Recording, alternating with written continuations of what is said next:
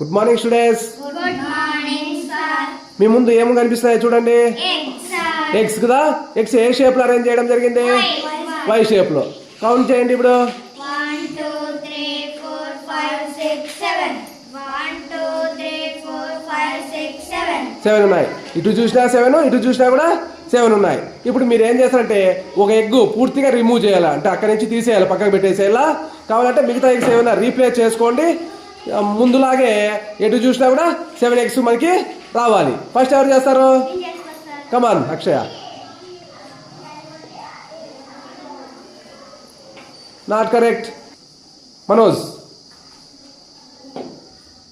Not correct Manoj. Come on Pawan.